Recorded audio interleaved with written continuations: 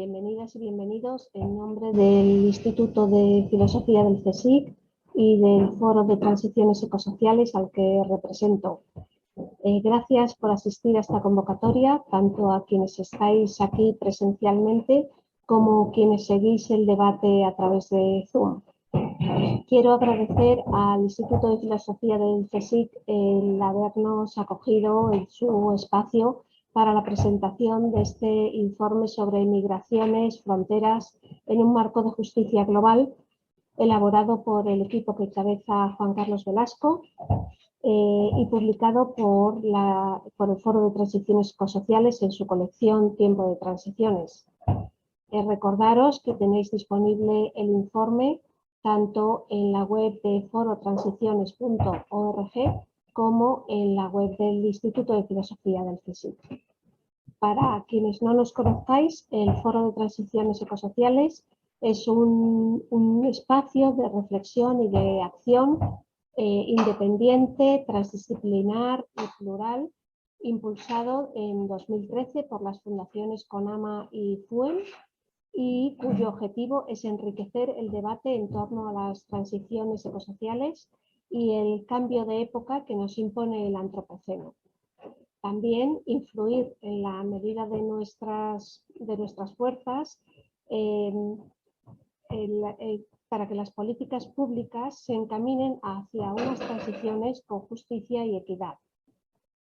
El Foro de Transiciones está formado por más de una veintena de personas, académicas, activistas, con perfiles muy diversos. Entre nuestras actividades está la publicación de informes como este que hoy presentamos, también de libros, monografías y, asimismo, la articulación con otras organizaciones afines. El informe que hoy presentamos aborda uno de los temas cruciales en un contexto de crisis ecosocial, como son los flujos de personas a través de las fronteras y también dentro de los países, y que previsiblemente se van a incrementar estos flujos a medida que en el planeta va perdiendo o se van degradando y perdiendo las bases materiales que sostienen la vida. Esta cuestión de las migraciones internacionales tiene unas implicaciones sociales y políticas enormes y tendrá unos resultados muy diferentes dependiendo de qué marco regulatorio se aplique. Si bien un marco de blindaje de las fronteras como el que se está construyendo actualmente, o bien un marco, digamos, más acorde con la justicia global, como explora precisamente este informe que hoy presentamos. Tenemos con nosotras a tres de los autores y autoras del informe. Juan Carlos Velasco, bienvenido. Isabel Turégano, bienvenida. Y Ruth Ferrero, que tenemos por aquí, bienvenida. Tenemos también a Antonio Campillo, que le tenemos online. Bueno, bienvenido también, Antonio. Sí, por aquí le veo. Bien, bueno, especialmente gracias a Ruth por haber aceptado nuestra invitación a comentar con nosotros hoy este informe. Así que muchas gracias.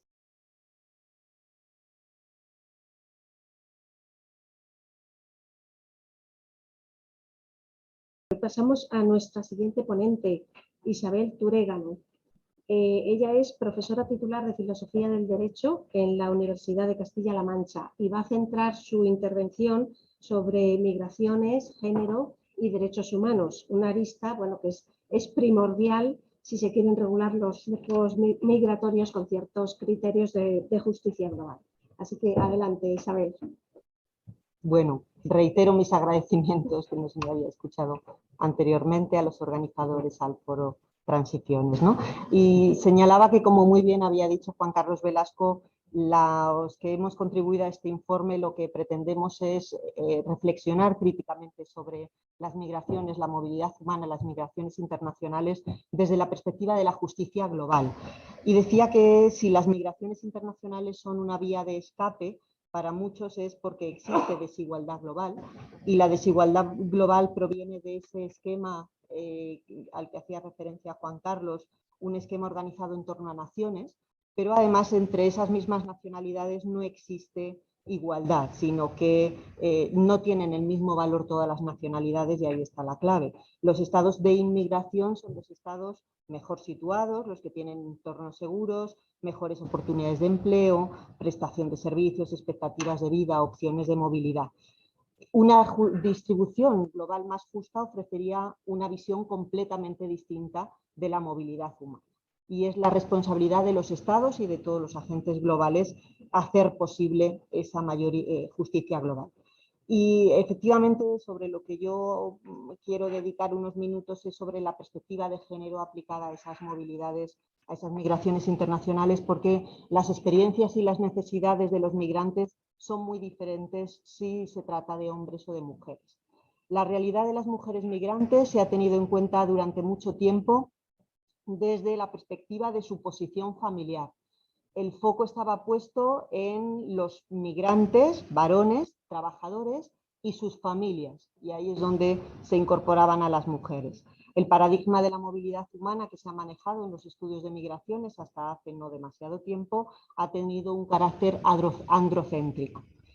Los estudios de género y migraciones, que son un estudio que tienen un peso propio, son estudios con un peso propio, han visibilizado el lugar de las mujeres en esas movilidades internacionales y han restituido o pretenden restituir la agencia de las mujeres como sujetos con capacidad para transformar el marco en el que se está reflexionando y en el que se están realizando esas movilidades. Hay un título muy sugestivo de un libro de María José Guerra Palmero que se titula Las Odiseas de Penélope, que yo creo que plantea muy bien ese lugar más activo de la mujer. Algunas problemáticas particulares de las migraciones no pueden ser abordadas adecuadamente si no se incluye esta perspectiva de género. Me voy a referir muy rápidamente a 3 de ellas, que son las que se mencionan en el informe. Podría haber muchas otras. Podría hablarse de la trata de mujeres en la industria de la prostitución, la especial vulnerabilidad de las mujeres migrantes a cualquier forma de violencia, pero me refiero muy rápidamente, más en concreto, a 3. Primero, las cadenas globales de cuidado, que hacen referencia a que si cada vez las migraciones están más feminizadas, hay más mujeres migrantes, precisamente ese hecho está ligado a una mayor demanda en el sector de cuidados en los países más desarrollados, como ya dijo en 2001 Arlie Hochschild. No existe una proporcionalidad entre los empleos que ocupan los hombres, o no son el mismo sector laboral el que ocupan los hombres y las mujeres, sino que las mujeres ocupan especialmente el sector de cuidados, el sector asistencial doméstico. Y lo que ocurre ahí, también lo señalaba ya hace años Amaya Pérez Orozco, lo que ocurre es que los trabajos de cuidado se transfieren de unos hogares a otros, perpetuando los roles tradicionales, perpetuando la división sexual y social del trabajo. Y lo más grave ya no es que se perpetúe, que también esa división sexual, sino sobre todo que no se reconoce ni se valoriza el trabajo reproductivo y de cuidado como trabajo, como ha insistido también en muchas ocasiones Silvia Federici. Esto ha supuesto que las mujeres migrantes que se ocupan de los cuidados en otros países tienen que ser reemplazadas en sus propias familias por otras mujeres, por sus madres, por sus hermanas, por mujeres en peor condición, y supone también que el empleo que ocupan tiene una enorme precariedad. Precariedad porque está muy expuesto a abusos de todo tipo, jornadas laborales largas, vacaciones no remuneradas, exposición a comportamientos racistas o abusos sexuales. Y precario también porque el propio estatus legal, y aquí nos encontramos un supuesto en el que sigue existiendo desigualdad a nivel formal, el propio estatus legal sigue siendo precario. La semana pasada conocíamos la sentencia del Tribunal de Justicia de la Unión Europea, donde se dice que el sistema español de seguridad social es discriminatorio porque no reconoce derecho a desempleo a las empleadas de hogar, que son mayoritariamente mujeres. Incluso, como se dice también, se apunta en el informe, incluso cuando las mujeres ocupan puestos de mayor cualificación, cuando son migrantes cualificadas, hasta también hace muy poco, prácticamente hasta la década anterior, no había datos acerca de los aspectos de género de esa migración, qué repercusiones familiares tiene, qué integración diferencial se produce, etc. Segunda cuestión que quiero señalar también muy rápidamente, precisamente es en la interacción entre el género con la nacionalidad donde se produce una forma específica de discriminación. Es decir, hay que introducir la perspectiva de la interseccionalidad para ver cómo el género interactúa con otros muchos ejes de subordinación, como la clase social, la posición económica, el nivel formativo, el origen nacional o la etnia, para dar lugar a una forma específica de discriminación. Cada uno de esos ejes refleja estructuras de poder que son cambiantes, que están interconectadas y que, como digo, generan modos diversos y muy particulares de injusticia social que requieren una atención específica, no solamente de carácter judicial, sino legislativo, de políticas públicas, etc. Y en tercer lugar, un aspecto también que creo que es importante destacar, muchas veces las migraciones se han concebido desde una perspectiva cultural. Se hablaba de migraciones en mucha literatura desde la perspectiva del conflicto entre la cultura de la comunidad de origen y la cultura de la comunidad de destino. Y también ahí las mujeres harían mal paradas, porque las mujeres han quedado muchas veces simplemente como símbolos pasivos de una cultura, como reflejo de las esencias de esa cultura, y sus acciones, sus formas de vestir o de actuar, pues se han utilizado simplemente en aras de intereses, ya digo, más amplios de carácter cultural. Este enfoque tiene graves limitaciones, primero porque supone un reforzamiento de los prejuicios ante la población inmigrante, pero sobre todo porque desvía el foco de atención a lo cultural cuando en realidad el problema es político y es social, ¿no? Y da por supuesto que las culturas son entidades homogéneas que sirven para todos sus miembros y se silencian las voces de quienes están subordinados, de quienes disienten dentro de esos grupos. Las propuestas que se apuntan en el informe pues son politizar los cuidados, ¿no? Organizar formas democráticas que atiendan a la reproducción humana y no solo a la producción de productos y de valores. Se deben elaborar leyes y políticas públicas que reequilibren las relaciones entre hombres y mujeres, un enfoque transversal que conecte diversas áreas de intervención, mecanismos de participación de quienes se ven afectados por los distintos tipos de discriminación y una acción pública orientada a empoderar a las mujeres como sujetos con voz propia dentro de sus grupos culturales y dentro de las sociedades plurales. Debemos dejar de considerar a las mujeres en un papel meramente pasivo, como víctimas, como desde una perspectiva compasiva, y hablar de los derechos en el sentido de el papel de las mujeres como ciudadanas, como participantes en la transformación de los modelos vigentes.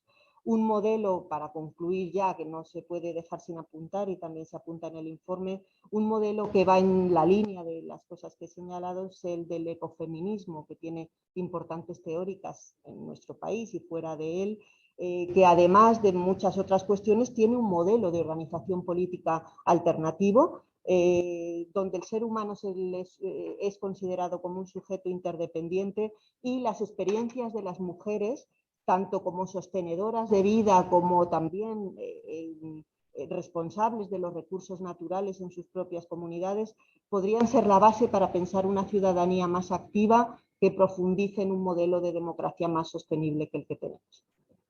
Gracias.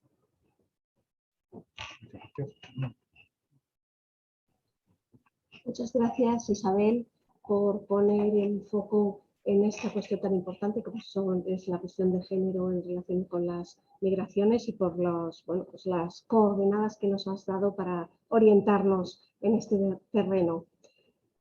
Pasamos ahora a examinar otra de las cuestiones importantes del informe, como son el hecho de cómo los fenómenos meteorológicos extremos vinculados al cambio climático están erosionando las bases materiales sobre las que se sostienen la vida de millones de personas y así pues incentivando la movilidad humana de millones de personas, lo que se llaman las migraciones climáticas.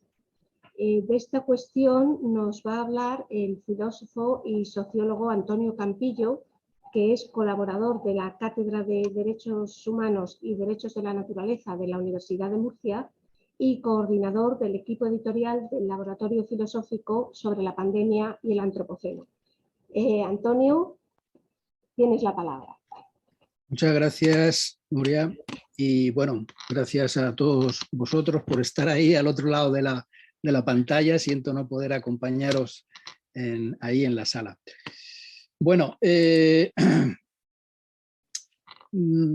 yo retomaré un poco lo que han dicho mis compañeros. Evidentemente las migraciones contemporáneas no son algo anómalo o insólito, sino que bueno, forman parte de la historia humana. La condición humana ha sido siempre una condición migratoria. Tenemos que recordar, yo recuerdo siempre que los seres humanos procedemos todos de los primeros migrantes africanos que salieron del continente africano hace 70, 80 mil años, y todos estamos genealógicamente emparentados.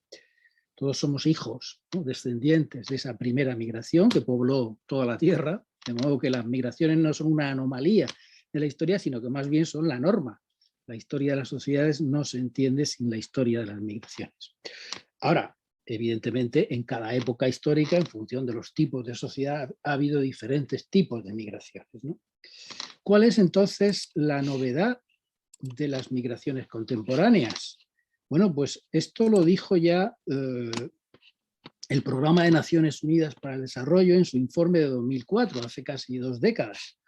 Este informe señaló ya 2 novedades muy importantes de las migraciones contemporáneas. En primer lugar, que son migraciones que van fundamentalmente del sur al norte, o más precisamente de los países empobrecidos y colonizados a los países enriquecidos y hegemónicos del mundo.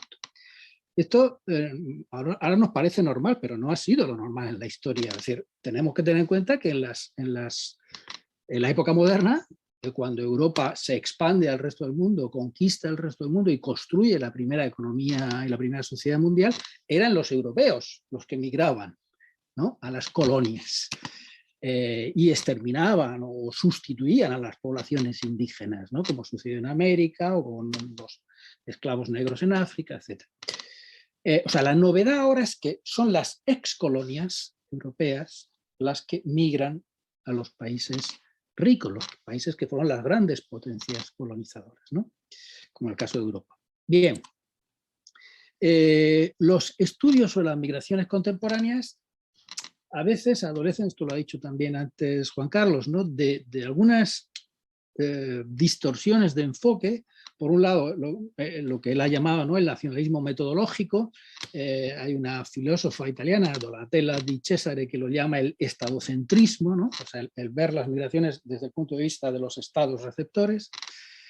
Yo hablaría de una segunda limitación, que es el presentismo, es decir, pensar que las migraciones aparecen por generación espontánea, sin tener en cuenta lo que Brodel llamaba la larga duración, ¿no?, de los procesos históricos, como el proceso de la colonización europea al resto del mundo, que generó unas desigualdades globales que todavía hemos heredado, ¿no? Las desigualdades actuales son herencia, ¿no?, del proceso, el gran proceso de colonización. Y en tercer lugar, una tercera limitación de estos estudios es el dualismo naturaleza-sociedad, la separación entre ciencias sociales y ciencias naturales, como si los fenómenos humanos pudieran comprenderse al margen de los procesos ecológicos, ¿no? Claro, para comprender las migraciones contemporáneas tenemos que intentar superar, corregir estas limitaciones, superar el estadocentrismo, superar el presentismo y superar, digamos, el sociocentrismo, que ignora los marcos ecológicos en los que vivimos en el planeta Tierra, en la biosfera terrestre de la que tenemos. Y entonces, si cambiamos este marco, ya podemos cuestionar este famoso argumento del efecto llamada, ¿no?, al que suelen recurrir los que se oponen defienden, ¿no?, el cierre de las fronteras, a los migrantes como invasores, etc., y hablar más bien del efecto huida, es decir, cuáles son las causas que, como dice Saskia Sassen, expulsan a las personas de su hábitat, de su entorno vital. Las desposeen, como decía Hannah Arendt, de su lugar en el mundo y las fuerzan a migrar primero en su propio país a las ciudades, ¿no? El gran movimiento que está habiendo de las zonas rurales a las zonas urbanas, y más tarde a veces de su país de origen a otros países, ¿no? Hay que tener en cuenta que los desplazamientos internos son mucho mayores que las migraciones internacionales. Bueno, estas fuerzas que expulsan a las personas de su lugar fundamentalmente son de tres tipos. Los conflictos bélicos, estamos viendo ahora Ucrania, en apenas unos días, más de 500.000 de refugiados en Ucrania. Lo vimos antes con Siria, con Yemen, con Etiopía, con Afganistán, en fin, ¿no? Las guerras. En segundo lugar, las desigualdades sociales, ¿no? La pobreza, la precariedad. Y en tercer lugar, la degradación ambiental. Lo que se llaman hoy las migraciones climáticas o migraciones ambientales. Primero, sobre esto tenemos ya bastantes datos. Bueno, acaba de publicarse, el lunes se publicó la segunda parte del 6º informe del panel intergubernamental sobre el cambio climático. Es devastador.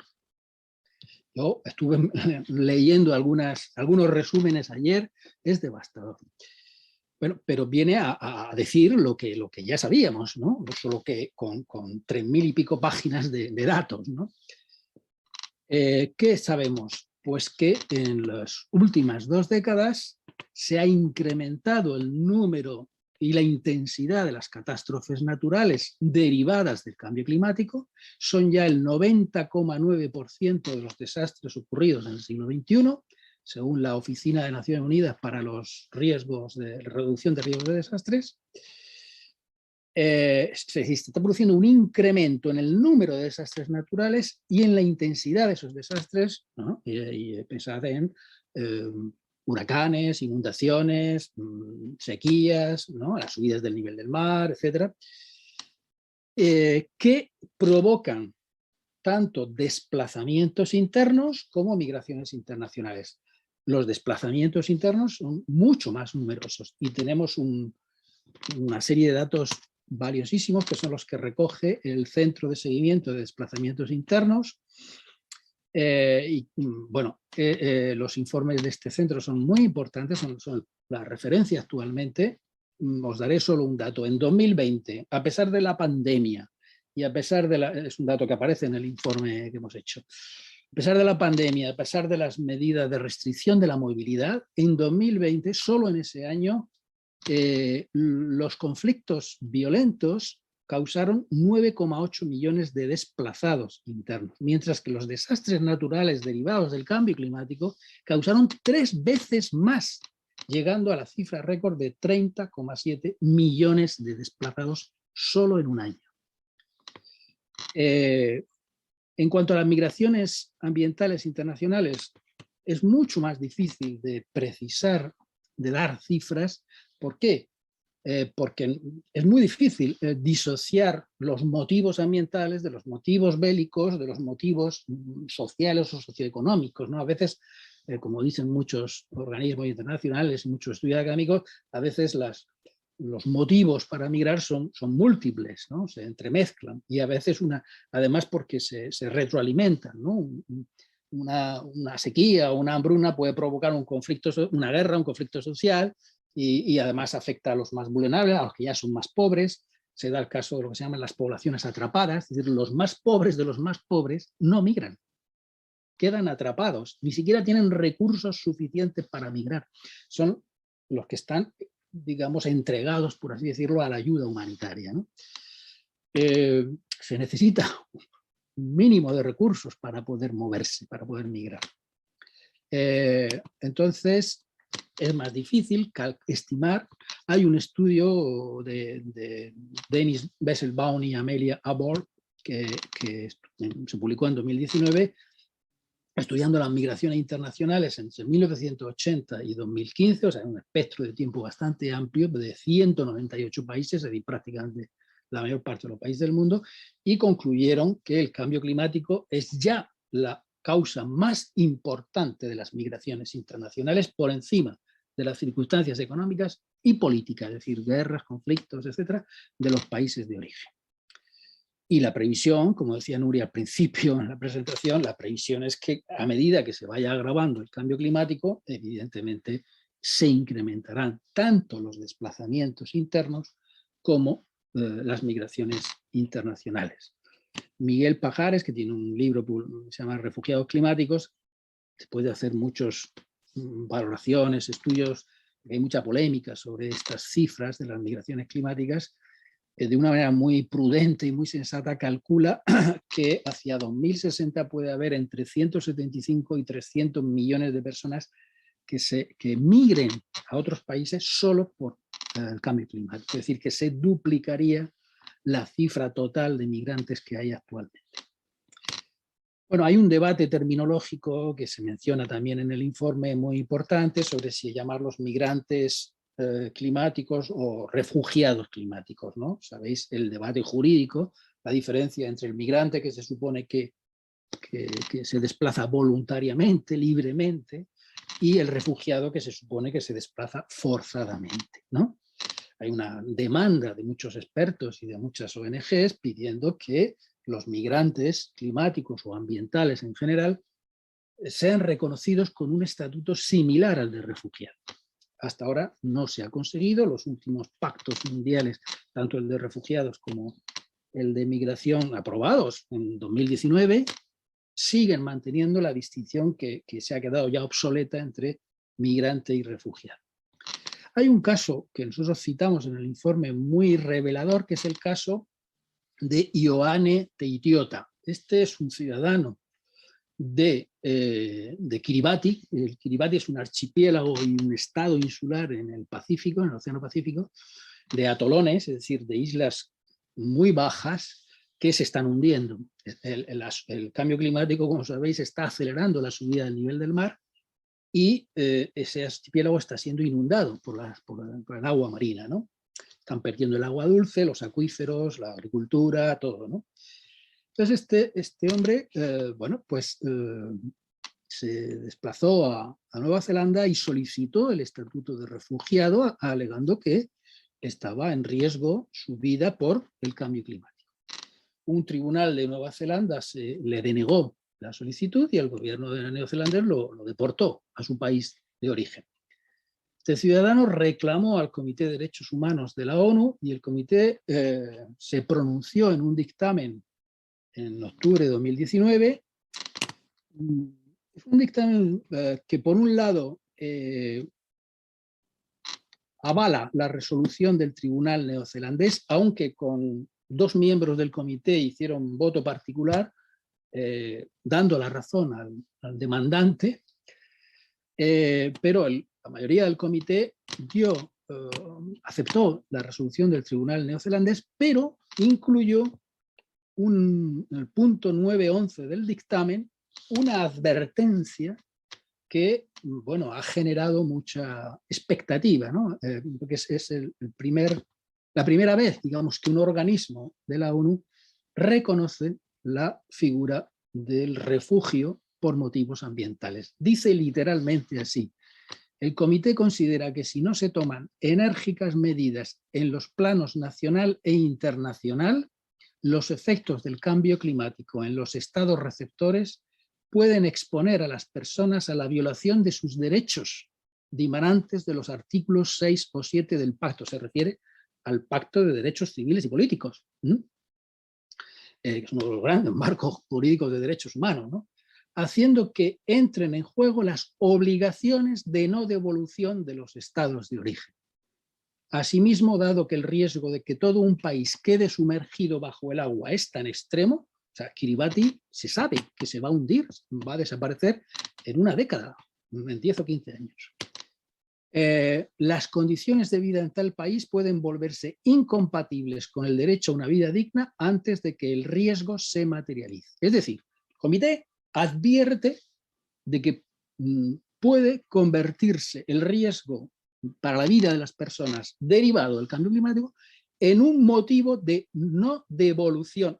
El principio de no devolución es el principio básico del Estatuto de Refugiados. Es decir, un Estado no puede devolver a una persona a su país si con ello pone en riesgo su vida. Por tanto, el comité en cierto modo está abriendo la puerta a que se reconozca y se regule esta situación que va a ir, que está ocurriendo ya, ya sabemos que hay muchísimos desplazados, inmigrantes internacionales por motivos climáticos, y sabemos, como acaba de decir el último informe del IPCC, sabemos que esto va a ir a más, ¿no? Por tanto, esto plantea la cuestión que tratamos también en nuestro proyecto y en este informe, la cuestión de la justicia climática, que no es sino un aspecto de la justicia global. Es decir, los países que son los principales responsables del cambio climático se lavan las manos cuando las principales víctimas del cambio climático llaman a su puerta, ¿no? Pensad, por ejemplo, que África, que es nuestro continente más próximo, ¿no?, del que Europa recibe la mayor parte de las migraciones internacionales, contribuye solamente con el 4% a las emisiones de efecto invernadero. Sin embargo, es uno de los países más afectados, lo dice el último informe del IPCC, África, América Central y del Sur, Oriente Medio y el Asia Meridional. Van a ser las zonas, están siendo ya las zonas más afectadas por el cambio climático. Sin embargo, son las que menos contribuyen a él, ¿no? Entonces, aquí hay un problema de justicia global fundamental, ¿no? De hecho, han sido los países africanos los que han planteado muchas veces en todas las cumbres del clima lo que ellos llaman la responsabilidad compartida pero diferenciada. Es decir, sí, todos estamos en el mismo barco, todos somos responsables, pero no todos lo somos de la misma manera, ¿no? Porque hay unos que se han beneficiado, ¿no?, durante años y siglos, ¿no?, de esa contaminación atmosférica, y son otros los que están pagando los platos rotos, ¿no? Bueno, esta es la gran cuestión de la justicia climática. Y nada, y aquí lo dejo. Este es uno de los temas que así, muy de pasada, porque efectivamente el informe es divulgativo y no extenso, pero bueno, hemos tratado de introducir como un aspecto fundamental esta cuestión de las migraciones climáticas.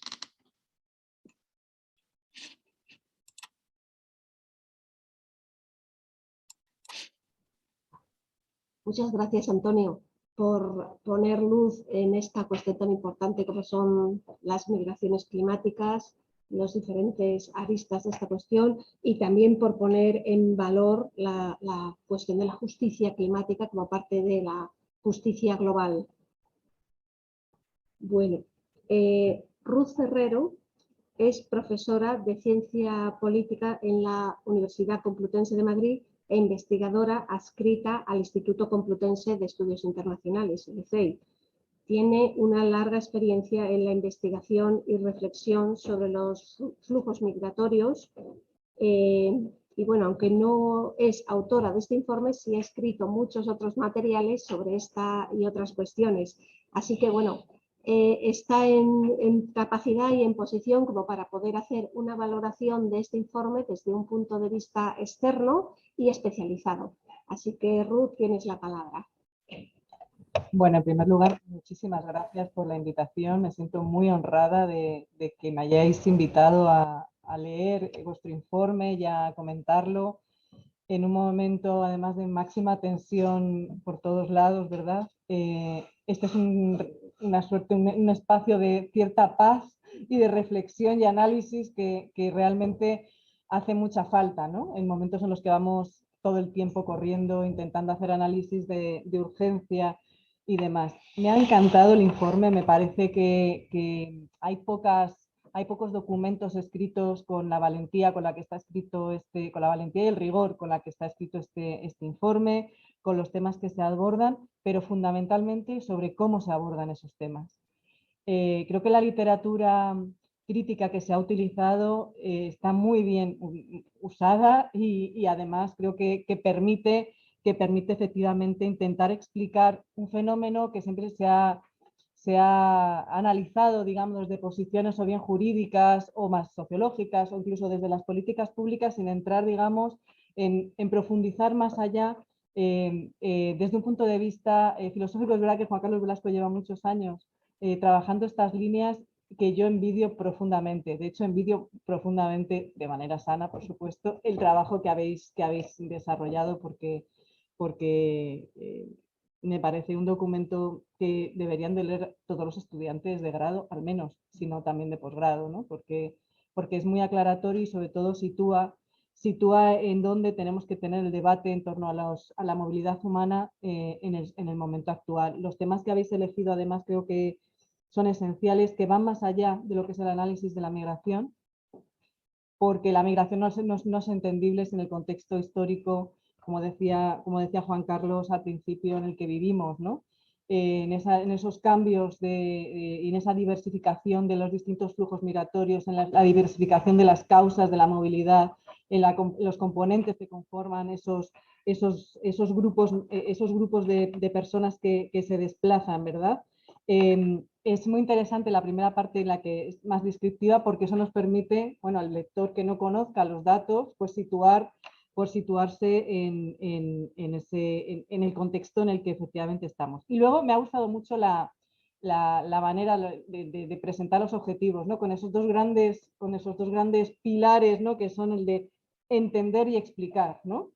Que también planteáis en vuestro informe. Bueno, entender qué es lo que está pasando, cuáles son las causas, por qué pasan, ¿no? Y luego intentar explicarlas a través de una serie de herramientas conceptuales que permitan efectivamente ser utilizadas para poder abordar una realidad social, que por eso somos científicos sociales, ¿no? No podemos mantenernos al margen de esa realidad social y tenemos que utilizar herramientas e inventarnos herramientas y conceptos también que nos permitan llegar a entender y comprender en lo que estamos. Y me ha gustado mucho, yo en realidad no tengo mucho que aportar al informe porque es muy completo, pero sí que me gustan los debates que abre, ¿no? ese informe, ¿no? El tema del racionalismo metodológico me parece fascinante, ¿no? Esa idea que está recogida, ¿verdad?, en los Global Compact, pues eso es la idea, ¿no? de que tenemos que crear un proceso de gobernanza mundial de las migraciones, de reconocimiento, ¿no?, de los estados, que no se pueden articular mecanismos de gobernanza de manera nacional, estatal, sino que tenemos que ir más allá. Y eso nos abre todo un universo de análisis en el cual tenemos que plantearnos qué es eso de la gobernanza global y si vamos más allá de las dimensiones del Estado-Nación, si es posible una democracia global. Es algo en lo que no hemos entrado a explorar. Y si es posible una democracia global en unos contextos en los que tenemos graves vulneraciones, ¿verdad?, del Estado de Derecho en algunos estados, ¿cómo articularlo? ¿Cómo articularlo? ¿Con qué herramientas contamos? ¿Contamos con un equilibrio de fuerzas que sea lo suficientemente eficaz como para poder articular una gobernanza global democrática?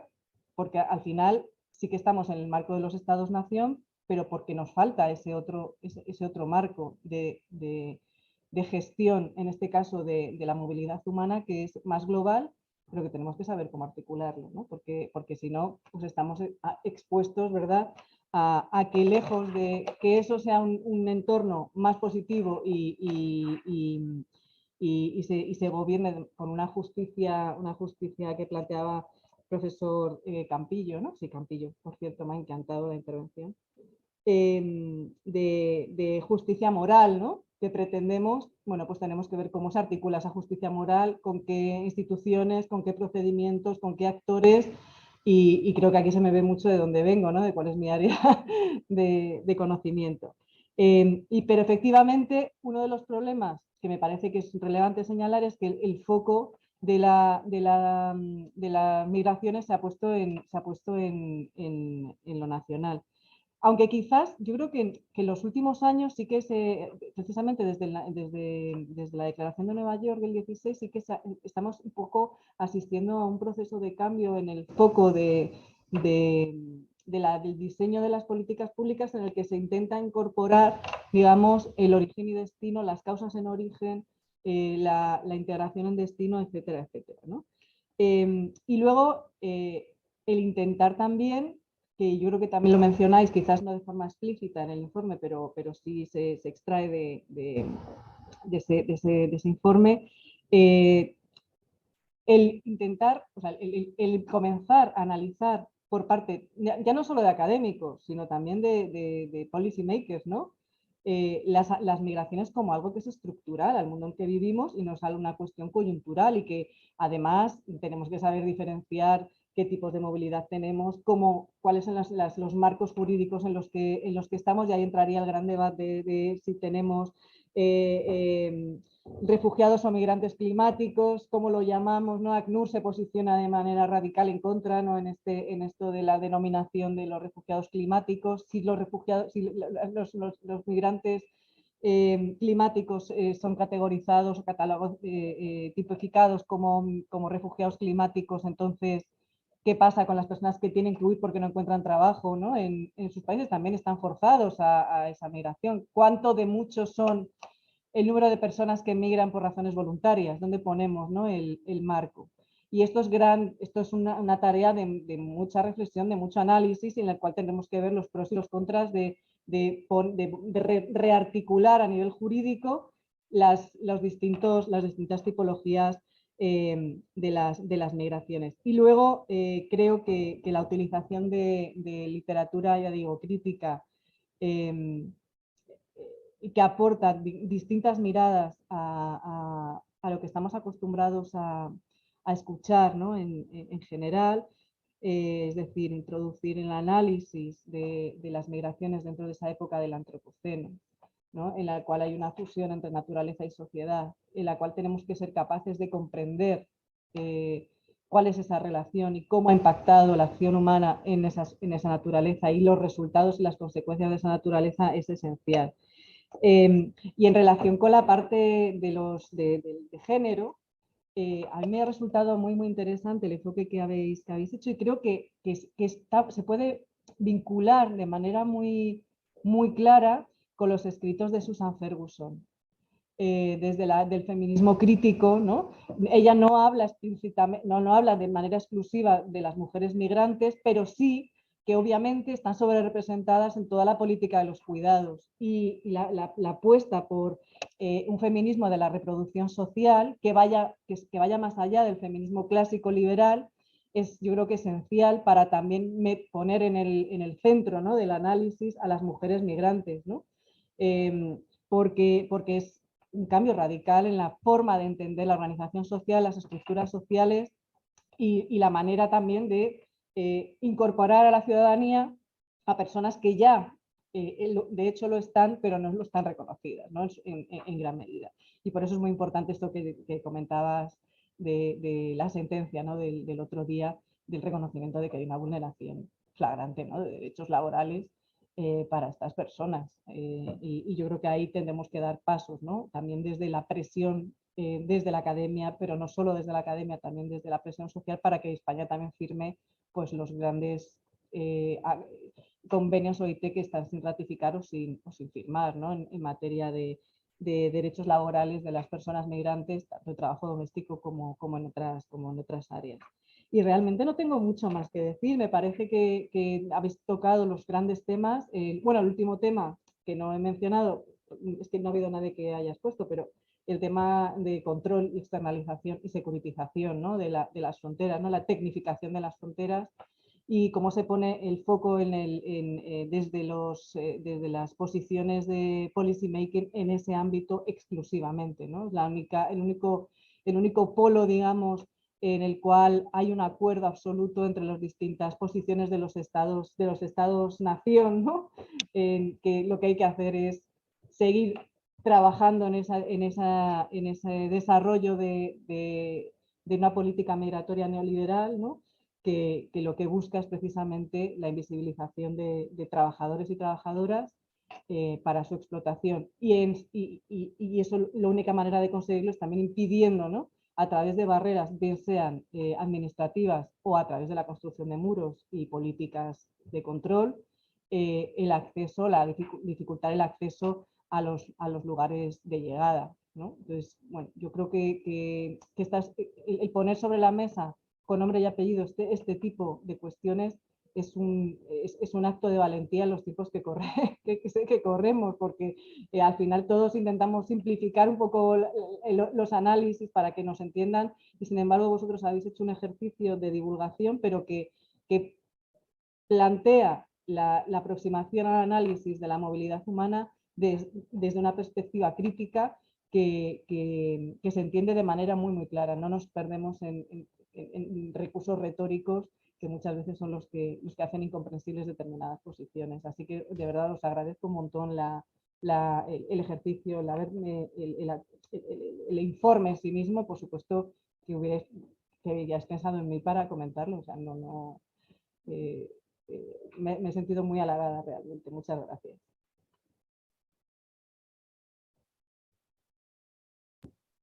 Gracias a ti, Ruth, por tus positivos comentarios, por esos énfasis que has puesto sobre el informe. Y bueno, ha sido un placer tenerte aquí con nosotros comentando el informe. Así que gracias.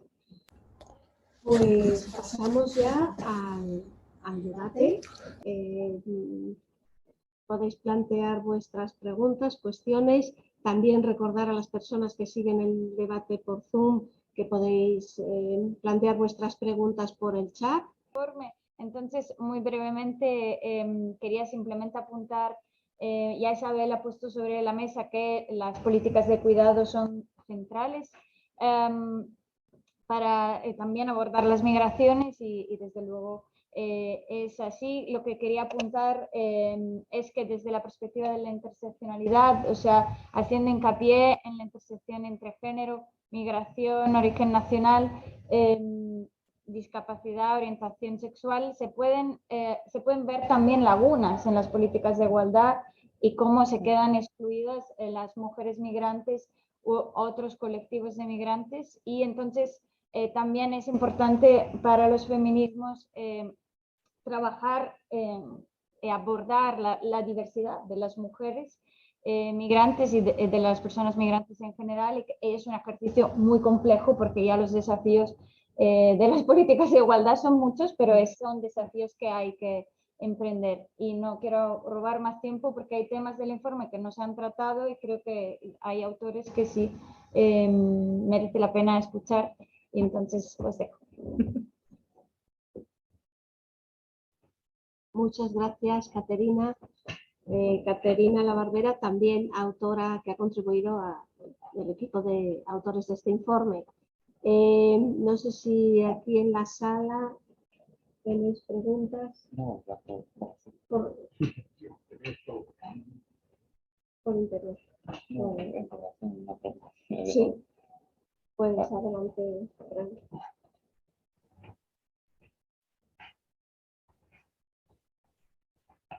Bueno, yo quería comentar en relación, que no sé, que ha sido mencionado por Ruth parcialmente, la parte relativa a los procesos de externalización y la incidencia de elementos tecnológicos en el contexto de los dispositivos fronterizos contemporáneos. Quizás Carlos puede hablar mejor del aspecto tecnológico relativo a la gestión de datos dentro de sistemas informatizados que se utilizan, por ejemplo, en el contexto Schengen, como pueda ser Eurodac o sistemas similares, según los cuales, por ejemplo, de hecho, es posible ejecutar digamos, la propia regulación del sistema migratorio europeo, ¿no? Porque en el contexto europeo, como sabemos, el migrante, por así decirlo, pertenece en términos de gestión del proceso migratorio al Estado miembro por el que ha entrado en primer lugar, ¿no? Eso hace que sistemas como Eurodac, según el cual, bueno, es una enorme base de datos que opera en el contexto europeo y que sobre la base de registros biométricos de los migrantes, sirva como, digamos, mecanismo de asignación de los migrantes, particularmente cuando pasan a un segundo estado dentro del contexto europeo, ¿no? Y de hecho, bueno, pero me quería referir más bien sobre todo a la cuestión de lo que significa el desplazamiento o la deslocalización de la frontera en el contexto Schengen en particular, pero en general en otros ámbitos migratorios del norte global, y en lo que significa también en términos de la reconfiguración de la totalidad social, ¿no? O sea, estoy pensando en particular en el hecho de la externalización de la frontera, por una parte, en el contexto europeo a los países del Magreb, y al mismo tiempo la internalización, por así decirlo, de la frontera en el contexto de las sociedades, de nuestras sociedades europeas, en lo que respecta a los procesos policiales bueno, pues de racial profiling, etcétera. Las significaciones que eso tiene de cara a facilitar o dificultar, o más bien estratificar los procesos de integración social.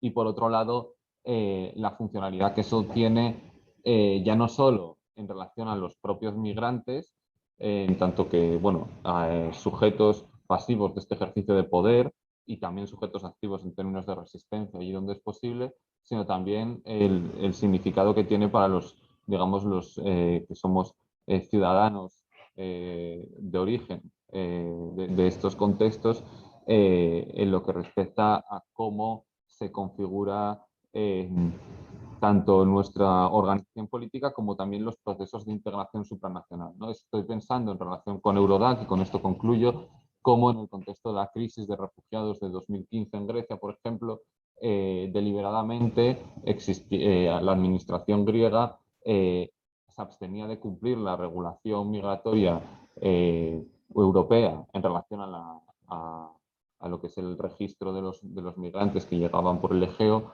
porque conscientes de ese mecanismo de devolución al Estado miembro por el cual ha accedido al espacio Schengen el migrante, conscientes de eso, el gobierno griego, pues querían evitar precisamente tener que hacerse cargo en solitario de todo lo que fue la crisis de 2015 en un contexto en el que, bueno, no se fue más allá del reglamento de Dublín y no hubo un acuerdo, ¿no?, para el reparto de refugiados. Y bueno, eso es todo por mi parte.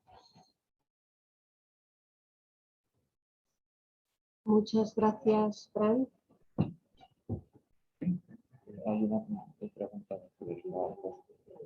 Vale, tenemos una pregunta por el chat, entonces le damos paso.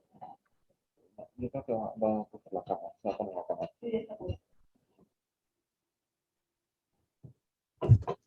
Sí, Federico, cuando quieras. Hola, buenos días a todos. Bueno, pues nada, les tengo mucho interés en leer el informe, seguro que no nos va a dejar a ninguno indiferente. Os felicito por el trabajo, imagino que había hecho todo muy, como había podido escuchar, muy serio, muy concienzudo.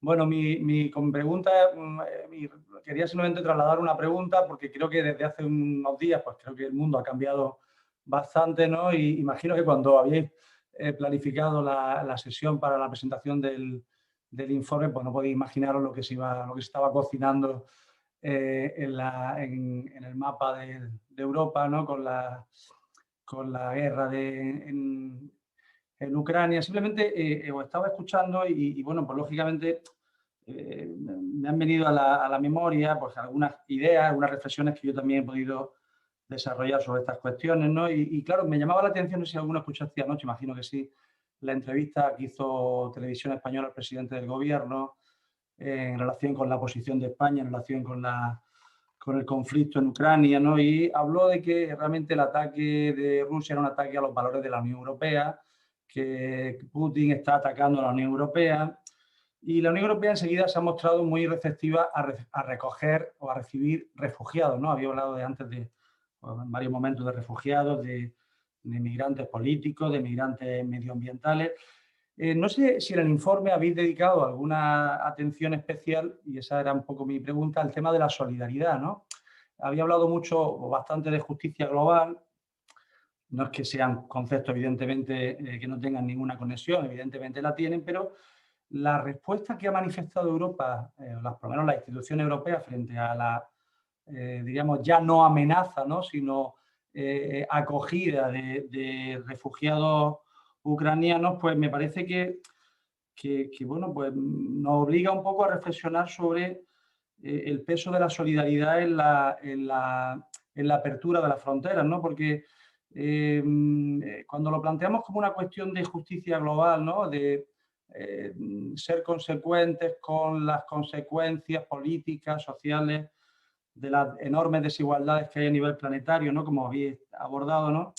Me parece que al final, desde el punto de vista práctico, esto funciona poco, funciona menos, ¿no? No digo que funcione poco, pero funciona menos. Sin embargo, enfocar el problema como un problema de solidaridad, lo cual es más problemático porque parece que la solidaridad frente al refugiado sirio o incluso dramáticamente, Antonio ha hecho una exposición muy interesante sobre los refugiados climáticos, incluso frente al refugiado climático, es mucho más difícil de generar, sin embargo, frente al que consideramos como menos lejano, como más cercano porque comparte nuestros valores, porque es víctima de una agresión que en parte, como decía ayer el presidente del gobierno, pues se puede considerar como un ataque a los valores de la Unión Europea.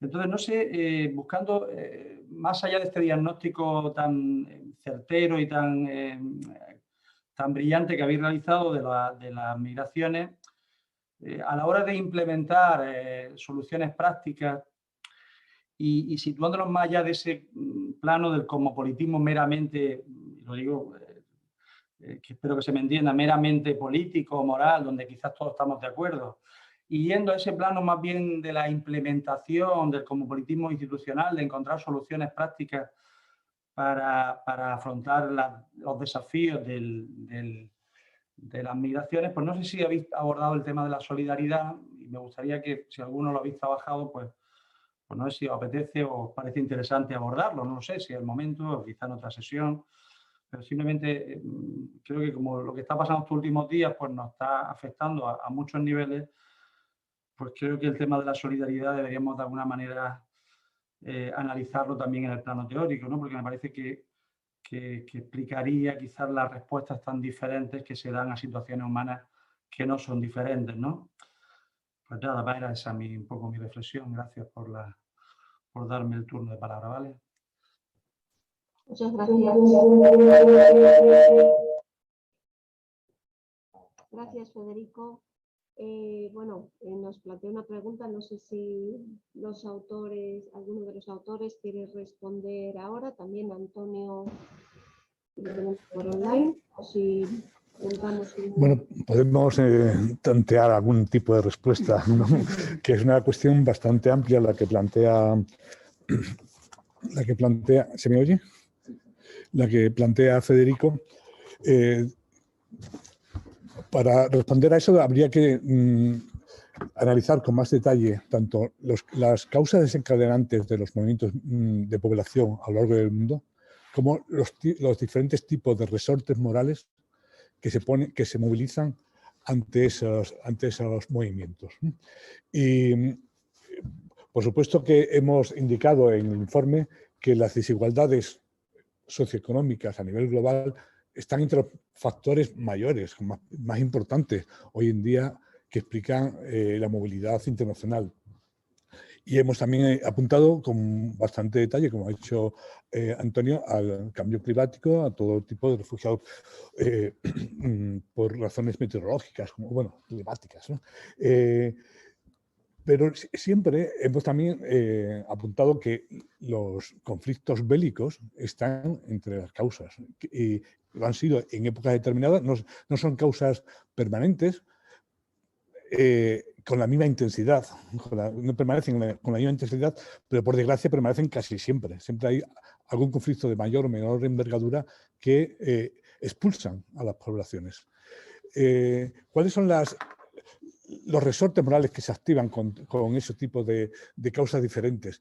Yo creo que efectivamente ante las cuestiones de la desigualdad global, la idea de justicia creo que es el resorte más importante, pero ante situaciones sobrevenidas puntualmente o no puntualmente, como pueden ser los conflictos bélicos, que pueden tener causas estructurales o no, la solidaridad tiene que estar siempre ahí. Digo, la solidaridad también es una respuesta derivada directamente de la toma de conciencia de la profunda interdependencia que tenemos, en la que vivimos los seres humanos.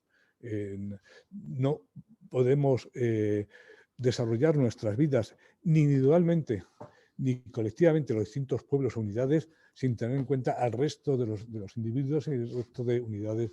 Y la solidaridad también tiene que ver con una esperanza de que cuando estemos en situación también los demás nos respondan, ¿no? Pero tenemos que empezar primero a responder cuando alguien está en situación de urgencia extrema, ¿no? Y el caso de Ucrania pues lo es, ¿no? Y quien tiene recursos en torno a Ucrania ahora mismo, pues fundamentalmente quien puede activarlo de una manera más rápida, pues indudablemente es la Unión Europea. Yo creo que también es una razón, una situación de respuesta solidaria a la que tiene que ofrecer la Unión Europea.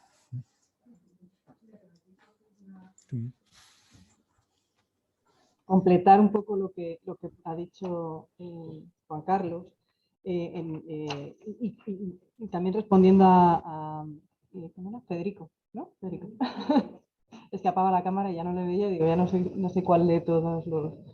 yo creo que efectivamente sí que se observan respuestas diferentes según el conflicto, pero claro, lo que está sucediendo ahora está poniendo en marcha una serie de mecanismos de respuesta por parte de la Unión Europea que no hemos visto nunca. De hecho, la Directiva de Protección Temporal, que está aprobada en el año 2001, jamás se había puesto en marcha, jamás se había implementado, ni tan siquiera en la crisis humanitaria del año 2015. Y la sensación que yo tengo es que se pone ahora en marcha porque la agresión rusa a Ucrania es vista como una amenaza directa a la Unión Europea. La crisis humanitaria del año 2015 no era una crisis directa a la integridad y al marco de seguridad europeo. Y esta sí lo es. Y como esta sí lo es, se activan los mecanismos institucionales y normativos que están ya aprobados para acelerar los procesos. De todas maneras, lo que sí que estamos viendo, lo que he intentado estar observando estos días es, por ejemplo, que en Polonia se está dejando entrar a la gente, a los refugiados, pero no se les está registrando. Y eso, o sea, nos ha visto a Cruz Roja en Polonia. Nos ha visto oficinas, sí que se les está dando ayuda humanitaria y demás, pero no está habiendo un registro de las personas que están entrando por las fronteras polacas. No sé, en Rumanía, pues la intuición que yo tengo en este caso específico de Polonia es que la base de trabajadores extranjeros que están en Polonia son fundamentalmente ucranianos. Y que muy probablemente una buena parte de esa gente que está entrando ahora por la frontera polaca está yéndose con sus familias. Y por eso ni Polonia, ni Rumanía, ni ningún país fronterizo están poniendo pegas, ni República Checa están poniendo pegas a la entrada de personas procedentes de Ucrania, porque su fuerza laboral extranjera fundamental es la ucraniana, de siempre. ¿no? Y por eso sí pusieron objeciones a la llegada de personas procedentes de Oriente Medio. ¿no?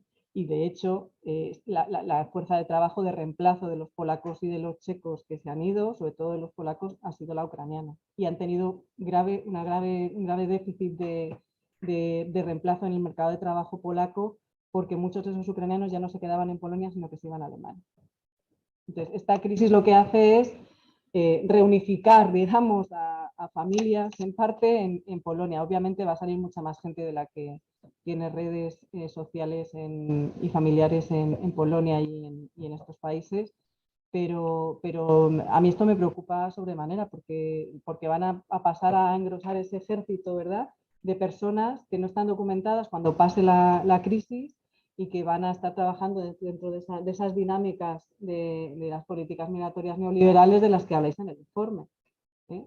Entonces, bueno, yo creo que es importante también destacar esto. Y en relación con lo que planteabais del control y la externalización, yo creo que también igual es interesante decir que Europa es la avanzadilla mundial en esto del control fronterizo. De hecho, Estados Unidos está copiando, ¿no? Toda la tecnificación y los mecanismos Australia de externalización. Sí, pero Australia lo tiene externalizado, pero los mecanismos de tecnificación tan sofisticados como los tiene la Unión Europea no los tiene nadie. Y de hecho Estados Unidos está fijándose bien para el tema del control en México, con la frontera mexicana, y Australia era como mucho más rudimentario. Te pongo en una isla y ahí, ¿no? y eso yo creo que hay que destacarlo, ¿no? Que Europa, que es ese remanso de los derechos, ¿no? Ese lugar donde se protegen tantos derechos y somos adalid de la protección de derechos fundamentales y derechos humanos, también es la que encabeza, digamos, ahora mismo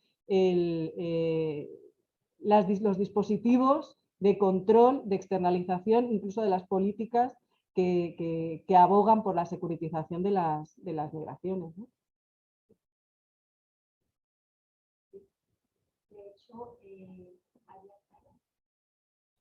Hay palabras por ahí.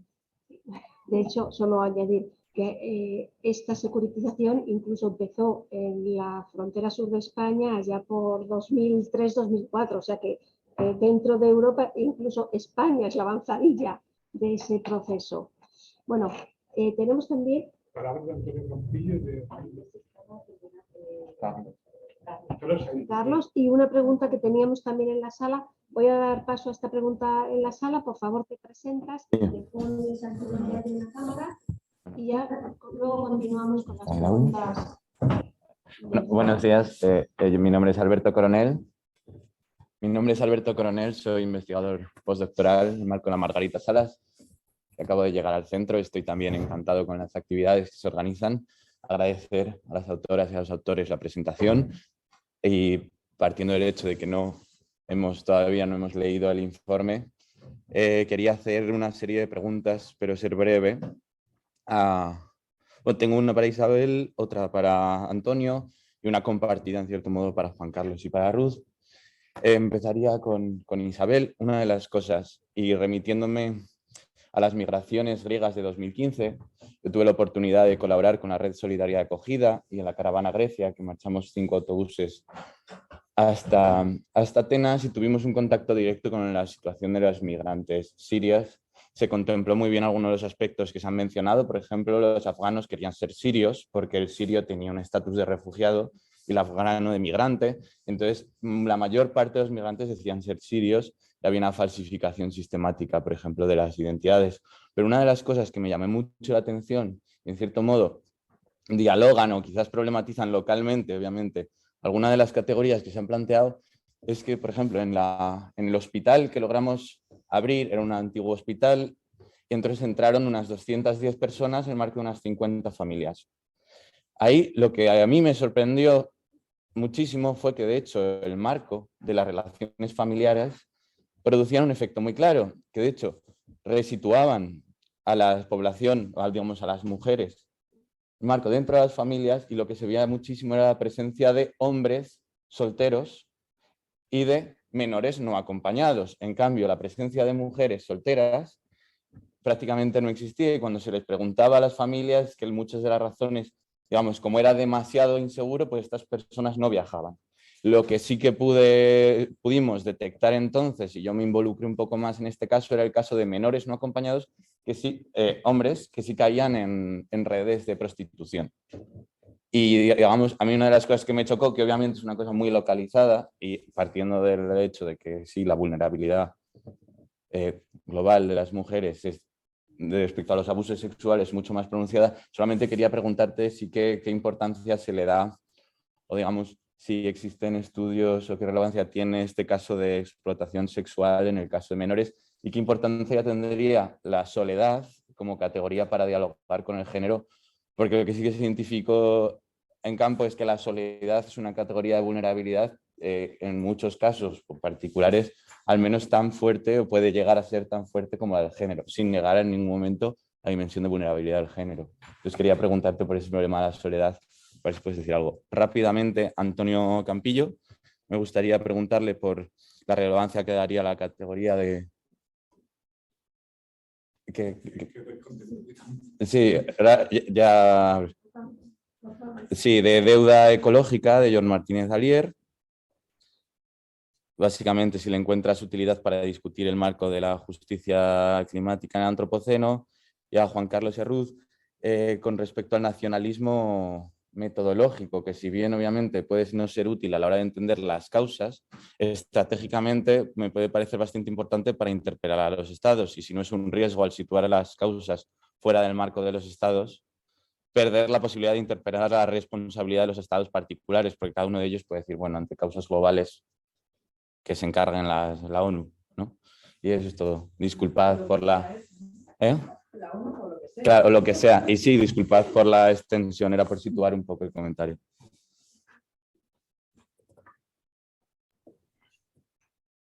Bueno, contesto yo primero muy brevemente. Bueno, te agradezco mucho la pregunta. No he reflexionado sobre ese aspecto en concreto. Yo creo que eso sería un problema de lo que decíamos y apuntaba también Caterina de interseccionalidad, ¿no? Cómo se refuerzan o se crean discriminaciones diversas cuando confluyen distintas causas, ¿no? Entonces, ¿cómo influye la soledad? Indudablemente sí. Yo citaba el marco familiar porque las mujeres normalmente se han sido consideradas simplemente dentro del núcleo familiar, no como personas aisladas con voz propia, con autonomía, ¿no? Entonces, bueno, imagino que en contextos tan complejos como ese, las propias personas se vincularán entre ellas para pasar como familias y eso les refuerza en esos contextos de riesgo. Entonces, bueno, me parece una reflexión interesante, pero no puedo aportarte mucho más de lo que seguramente que tú sacaste de tu propia experiencia. Y respecto de los menores, por supuesto que ahí también es indiferente. Bueno, no sé si es indiferente, el género es importante, pero indudablemente también los menores varones están expuestos a muchísimos riesgos, en tanto que menores. El ser la minoría de edad también es un eje de subordinación que requiere protección y especial garantía. No puedo decir mucho más. Gracias.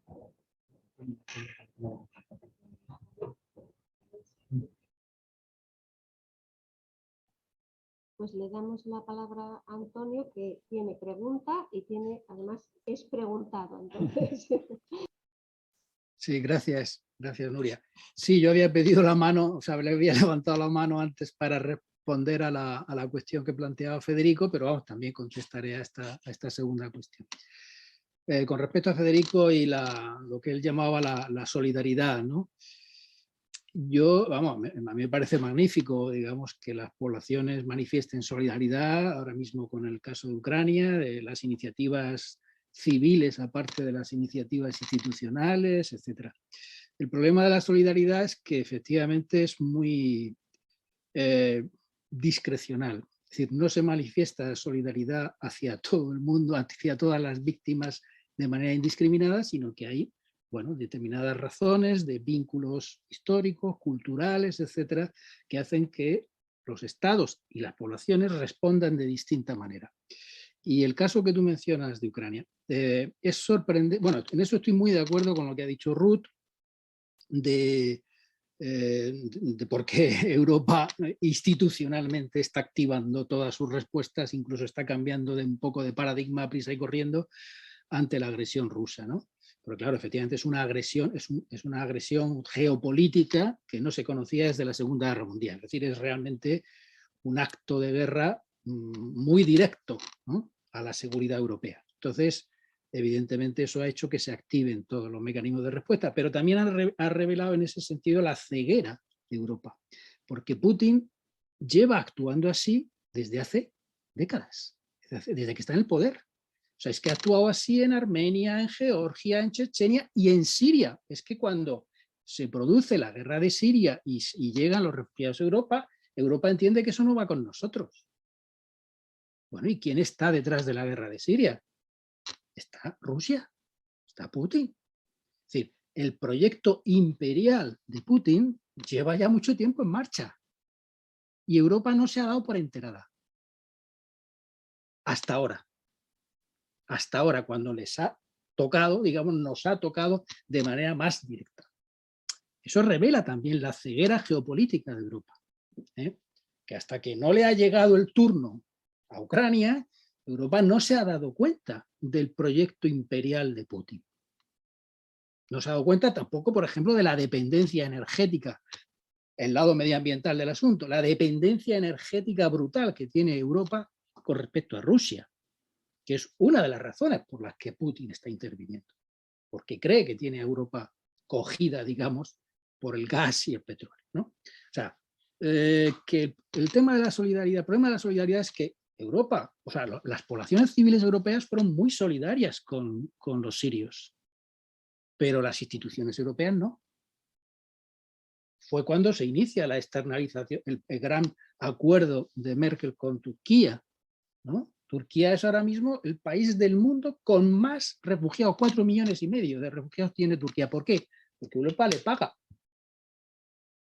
Entonces, el problema de la solidaridad es que es muy fácilmente manipulable.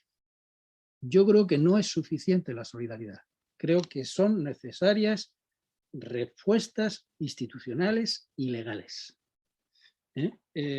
Porque si no, estamos a expensas, digamos, de estos flujos, por así decirlo, emocionales, de que a este sí y a este no. Bueno, y con respecto a la última pregunta,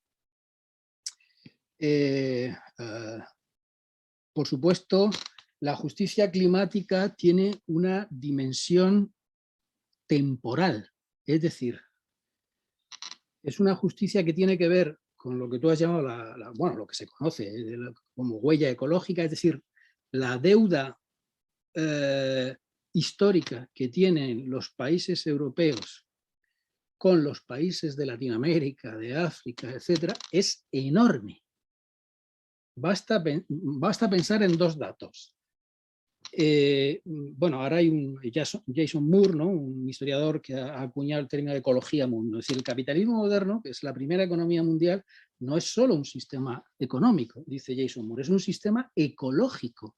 Porque cuando llegan los europeos a América, se llevan su fauna, se llevan su flora, se llevan sus enfermedades, se llevan sus bacterias, sus tecnologías, es decir, alteran todo el sistema ecológico de América y causan la muerte, se calcula, de aproximadamente un 90% de la población americana. O sea, y se produjo una debacle demográfica en América porque los europeos, ahora que estamos con la pandemia del COVID-19, llevaron sus enfermedades a unas poblaciones que no estaban inmunizadas. Entonces, murió en apenas siglo y medio gran parte de la población americana. Y eso lo hicieron los europeos. Y para sustituir la mano de obra de los indios americanos en las minas, sobre todo en las plantaciones, el inicio de los monocultivos modernos, las plantaciones de algodón, de café, de azúcar, de cacao, ¿qué hacen los europeos? Van a África, compran esclavos y se los llevan a América. 12,5 millones de esclavos fueron llevados por los europeos a América, de los cuales 2 millones murieron por el camino. Claro, continentes enteros como América Latina, como África, tienen una herida enorme de siglos por los destrozos que han causado los europeos en las poblaciones y en los territorios. Justicia climática significa también, por tanto, tiene esa dimensión del pasado, de la huella ecológica y, por tanto, de la deuda histórica con esas poblaciones. Y eso lo están reclamando los países de América Latina y los países de África. En las negociaciones por el clima, uno de los argumentos fundamentales precisamente es ese. Los países del sur dicen, oigan, ustedes nos han destrozado la vida. Entonces, ese es el lado del pasado, pero es que el lado del futuro es el tema de la solidaridad intergeneracional. Es decir, la deuda con las generaciones venideras, ¿no? Es decir, la justicia climática no es intemporal, tiene una dimensión histórica. Entonces, el problema es que estamos no solo beneficiándonos como europeos de unas desigualdades, de una situación de privilegio que tiene siglos, sino que estamos además comiéndonos el futuro, estamos hipotecando el futuro de las generaciones siguientes, estamos viviendo a expensas de nuestros hijos y nuestros nietos, que por eso el movimiento por el clima, ¿no? de los jóvenes, de la Greta Thunberg, es decir, son los jóvenes los que ya están reclamando a los adultos, oigan ustedes, ¿qué mundo nos van a legar? ¿No? Es decir, es muy importante el debate de la justicia climática porque nos revela esa dimensión temporal, transgeneracional, ¿no? De la vida humana. Es decir, somos hijos de nuestros antepasados y tenemos que ver qué mundo dejamos a nuestros descendientes. Creo que esto es lo que tenemos que empezar a plantearnos muy en serio, ¿no?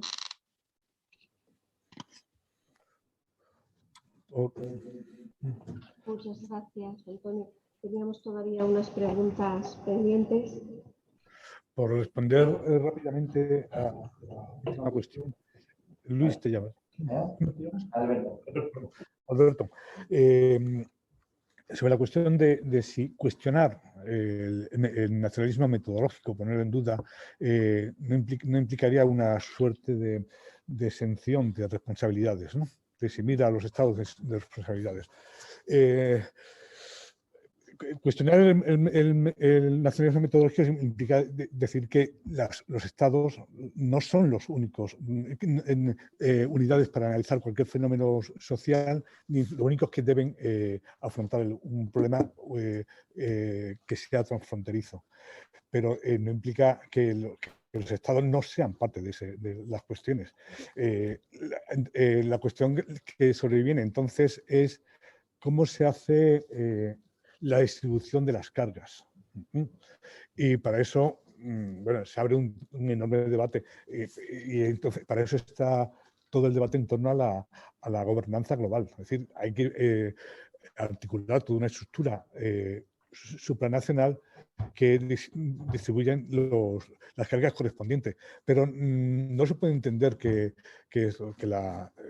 el cuestionar esa perspectiva tan acendrada en tantos sociólogos, en tantos politólogos, en tantos políticos y en tantos gestores, sea una manera de decir los estados no tienen nada que hacer, todo lo contrario, pero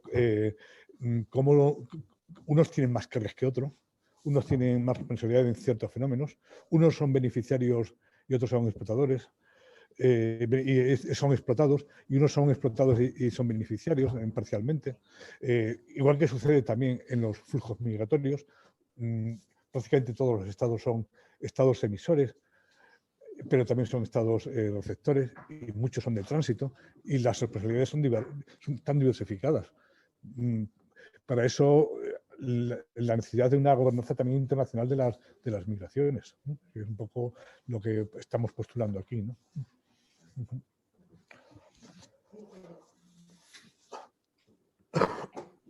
Un poco complementando lo que dice Juan Carlos. Yo creo que estamos, que tu pregunta va como, una es a corto y otra es a largo, ¿no? Y lo que dice Juan Carlos es más a largo, de decir, hay que intentar articular una gobernanza global que efectivamente corresponsabilice, digamos, a todos los territorios, ¿no? Que vaya más allá del Estado-nación, que sea el Estado, ¿no? Más posnacional que Estado-nación. Y luego lo que tú planteabas, que es a corto, y yo creo que por donde va tu pregunta es por qué es lo que ha sucedido en las crisis que hemos visto, especialmente en el Mediterráneo, con la responsabilidad que no se ha exigido a los estados, ¿no? Que han delegado en organizaciones del tercer sector, ¿no? En la protección de personas que se encontraban en peligro. Yo entiendo que va por ahí más tu pregunta, que el sentido de, bueno, claro, si resulta que en un contexto en el que no tenemos gobernanza mundial, que se empieza a gestar, pero que todavía son los Estados-nación los que en principio tienen que tener, los que son responsables, digamos, de la protección de las vidas humanas y de proteger los derechos humanos fundamentales, y no hemos sido capaces de exigirlo, lo hemos delegado a las organizaciones del tercer sector. ¿Cómo vamos a hacerlo si encima ya lo hacemos en plan gobernanza mundial, ¿no? ¿Dónde está la casilla o dónde está el buzón para exigir responsabilidad? Yo entiendo que va un poco por ahí. Y es verdad. Una de las cuestiones que se han puesto encima de la mesa con las crisis humanitarias que hemos visto en el Mediterráneo en los últimos años tiene mucho que ver con eso. No sabemos quién tiene las competencias en quién, en qué, ¿no?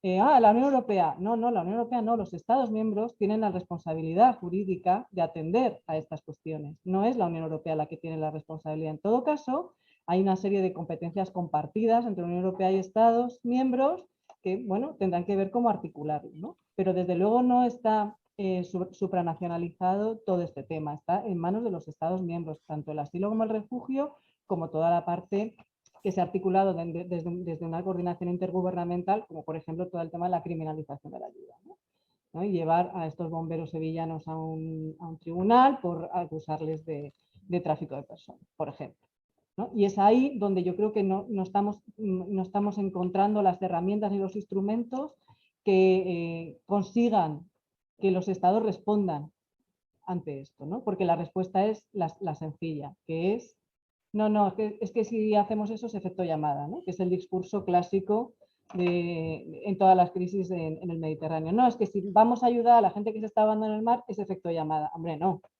No, vamos a ver que hay que introducir una mayor complejidad a todo esto y además hay dispositivos e instrumentos jurídicos que existen ya, que no hay que inventárselos para poder echar una mano a estas personas y que no acaben ahogándose en el mar, ¿no? Y esto es algo que siempre me parece que hay que decirlo en todos los foros y es, hay solicitudes por parte del Parlamento Europeo para que se pongan en marcha los visados humanitarios de la Unión Europea y los Estados miembros se niegan de manera sistemática a esto, ¿no? O trabajar en la creación de un sistema de gestión de crisis y de poscrisis para, pues, en el caso de las crisis, poder abrir corredores humanitarios para sacar a la gente civil que está en los conflictos, que no tengan que depender, ¿no? de eso, llegar al límite de cruzar de manera arriesgada las fronteras, en este caso marítimas. Pero bueno, yo creo que tendremos que seguir trabajando y articulando instrumentos e intentando ser propositivos, ¿no? También a la hora de exigir, ¿no? Responsabilidades, en este caso a los Estados miembros, porque, o sea, los Estados-nación, que son los que realmente tienen las competencias en ese ámbito.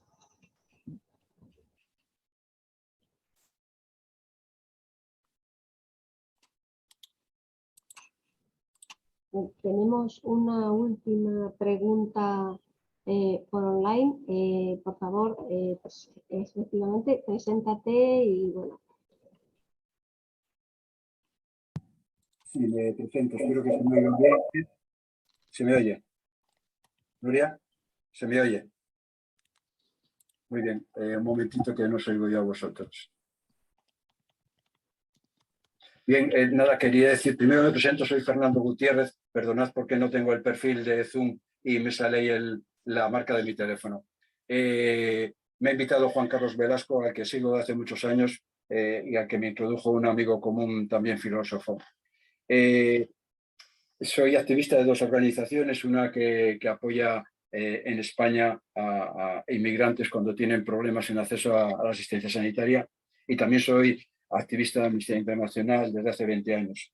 Quiero felicitar a todos los que habéis intervenido y añadir algo quizá desde un punto de vista un poco profano, pero que veo que está saliendo en este turno de preguntas una y otra vez. Básicamente lo que nos ha traído Juan Carlos Velasco, que es el enfoque supranacional, y yo le llamo el multilateralismo. Ahí vamos siempre y ahí acabamos todos siempre. Simplemente quería recordar dos o tres cosillas, que la Convención de Ginebra de Estatuto de Refugiado marca como uno de los requisitos es la colaboración internacional, la colaboración entre países que lo han ratificado. Y esa colaboración ha fracasado. No sé si a lo mejor funcionó en el año 51 o 52 con los refugiados de consecuencia de la Segunda Guerra Mundial, pero esa colaboración sigue inexistente. Tan inexistente es que me gusta mencionar unas palabras de Antonio Guterres cuando era el acto comisionado de Naciones Unidas para el refugiado hace tan solo 4 o 5 años, antes de que le nombraran secretario general de Naciones Unidas. Este hombre denunciaba que las necesidades económicas de ACNUR se cubrían solo en un 25%.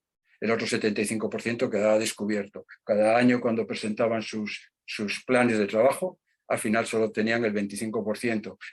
ACNUR, además, desgraciadamente, debe tener un presupuesto mínimo y todas sus finanzas globales van por proyectos, lo cual da una idea de la precariedad del trabajo que puede hacer ACNUR a la hora de tener una planificación multianual. También de este tema del fracaso de la multilateralidad, pues viene un poco lo que ocurre en Europa. El grupo de Visegrado pues son piedras en el engranaje de colaborativo que deberían tener los países de la Unión Europea. Y finalmente, a mí me ha sorprendido muchísimo y me sorprende que no se haya sacado a relucir con más claridad el Consejo de Seguridad de Naciones Unidas. Hemos oído hablar de él en la crisis de Ucrania prácticamente exactamente el mismo día, a la misma hora en que Putin decidió declarar el reconocimiento de estas dos repúblicas. Hasta entonces venimos semanas hablando de esa crisis y no se menciona para nada, en realidad, el único mecanismo civilizado que tenemos para la resolución de conflictos. A mí que por mi activismo en Amnistía he seguido con muchísimo detalle la historia, por ejemplo, de Naciones Unidas, perdón, de la Sociedad de Naciones, cómo se funda en el 18 y cómo se funda Naciones Unidas en el 45, y uno tiene que reconocer que bueno, estaríamos mucho peor sin ello, pero que hay un fracaso de la multilateralidad y que tenemos que volver siempre a ese enfoque supranacional en el cual hay que recordar, sobre la pregunta que hacía Alberto Coronel, que los países que firman tratados internacionales también se someten a mecanismos que están en esos propios tratados o en normas, reglamentos que lo desarrollan, y se someten a rendir cuentas de sus obligaciones para el control con los tratados. Nada más, eso quería decir. Muchísimas gracias a todos. Muy bien. De los autores, ¿queréis comentar la última pregunta? O cualquier otra cuestión que queráis añadir, que no haya salido hasta ahora. Bueno, yo simplemente, en la línea de lo que acaba de señalar, su nombre, Fernando, perdona. En la línea de lo que señalabas, ¿no? Yo creo que tristemente esta nueva crisis, más que crisis de Ucrania, lo que pone de manifiesto es un fracaso de la política blanda, digamos, a nivel supranacional, ¿no? Y de la dificultad de convertirla en una política más real y más efectiva, ¿no? Y pues nos obliga a seguir pensando, como indicaba Ruth antes, ¿no? A seguir pensando que puede ser una democracia por encima de los estados, ¿no? Yo siempre he pensado que tendría que ser una democracia distinta, ¿no? Innerarity siempre dice que la Unión Europea es una entidad distinta de otras entidades políticas, que hay que pensar la democracia de otra forma porque es una entidad diferente.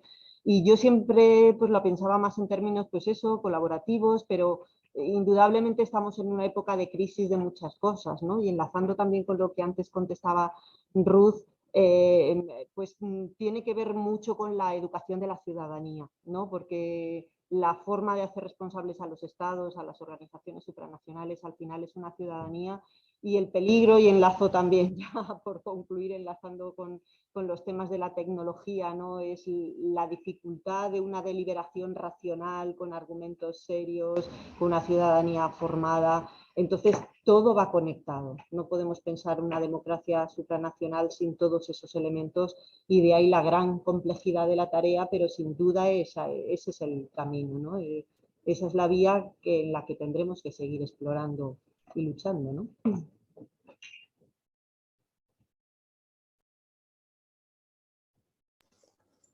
Pues muchas gracias, Isabel. No sé si alguien quiere añadir algo más, alguna cuestión. Bueno, simplemente dar las gracias a todos los participantes en este foro, en esta presentación, los que estáis aquí en la sala y los que estáis conectados online. Y os agradecemos mucho vuestra participación, vuestras preguntas, vuestro interés, y también os pedimos que sigáis distribuyendo este informe y que, bueno, pues que nos seguimos viendo, seguimos haciendo aquí actos, seminarios. El próximo día 25 de marzo tendremos un seminario sobre fronteras, donde participaremos Isabel Tuiregano y yo. Y bueno, a lo largo del mes de abril y de mayo tendremos entre 2 o 3 seminarios más. También para dar cuenta para ir avanzando en la confección de un nuevo número monográfico que saldrá en la revista Diamond sobre estos temas, ¿no? Y bueno, pues empezamos a mantener el contacto. Y muchísimas gracias.